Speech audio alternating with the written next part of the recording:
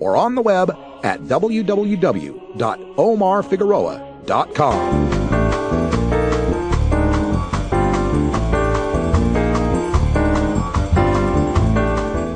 It's time for the 420 Radio News for Monday, March 4th, 2013. I'm Russ Belville. Welfare drug testing bill introduced in Congress. This from HuffingtonPost.com. Representative Stephen Fincher, Republican of Tennessee, has a bill that would require states to randomly test 20% of the people receiving benefits from the Temporary Assistance for Needy Families program, which spends roughly $16 billion per year supporting poverty-stricken parents with monthly checks averaging $392. Fincher said in a statement, quote, "Currently, the federal government enables drug abusers a safety net by allowing them to participate in the TANF program. Instead of having to make the hard choice between drugs and other essential needs, abusers are able to rely on their monthly check to help them pay their bills." End quote. In Congress and in state legislatures across the country, Republicans have sought to implement welfare drug testing programs in recent years. Few measures have become law, as testing can be expensive, and there's not much data reflecting a widespread drug problem among welfare recipients. Civil liberties advocates successfully sued to halt the most sweeping drug screening law implemented in Florida in 2011. In an attempt to alleviate constitutional concerns, Fincher's bill would require people seeking aid to sign a waiver of constitutional rights with respect to testing, according to the text of the measure. Last week's ruling in the Florida case said the Supreme Court has invalidated searches premised on consent, where it has been shown that consent was, quote, "granted in submission to authority rather than as an understanding and intentional waiver of a constitutional right." Kentucky House votes on hemp on Wednesday. Kentucky House committee to vote on hemp on Wednesday, from the Courier-Journal. Agriculture Commissioner James Comer said Monday that a Kentucky House committee will vote Wednesday on a bill to allow hemp farming if the federal government goes along.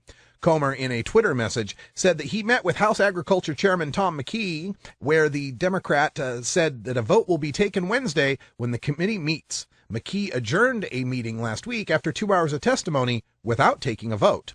Comer spokeswoman Holly Von Luter said McKee promised a vote on the bill as it passed the Senate and not on a vote on the substitute language that McKee had drafted that would have placed the bill's regulatory provisions with field trials by the University of Kentucky. The bill would regulate hemp production if the federal government allows it. U.S. Senators Mitch McConnell and Rand Paul, both from Kentucky, have proposed federal legislation that would distinguish hemp from marijuana, clearing the way for cultivation. The latest Courier-Journal Bluegrass poll found that 65% of Kentuckians favor legalizing hemp for industrial uses, compared to 22% opposed and 13% unsure. Medical marijuana bill likely dead in the Iowa legislature. A proposal to legalize marijuana for medical use is likely dead for this session, reports MinnesotaCBSLocal.com. A Senate subcommittee approved the bill Monday, but the panel's chairman, Iowa City Senator Joe Balcom, said the proposal likely won't go further because there isn't support for it in the full committee.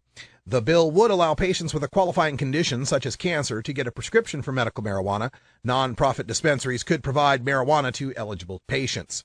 Republican subcommittee member Senator Joni Ernst opposed the bill, saying it would be difficult to ensure dispensaries wouldn't sell marijuana to people without a prescription. A House subcommittee has rejected a similar bill.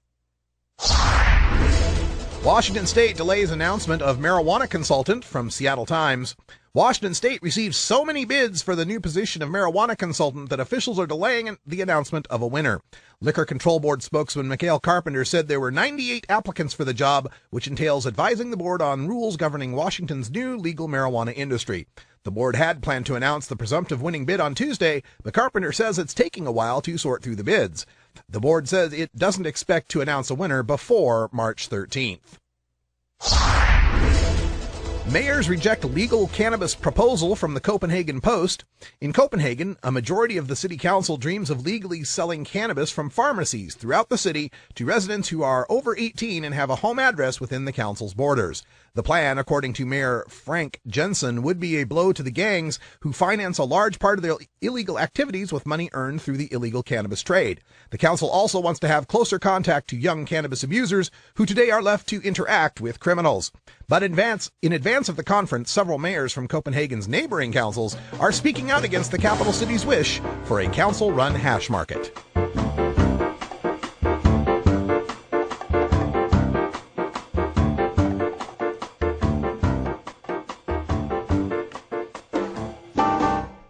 And that's your 420 Radio News for Monday, March 4th, 2013. I'm Russ Belville.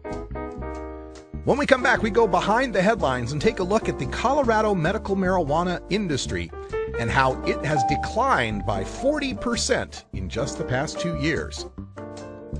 You're listening to The Russ Belville Show on 420radio.org. We'll be right back.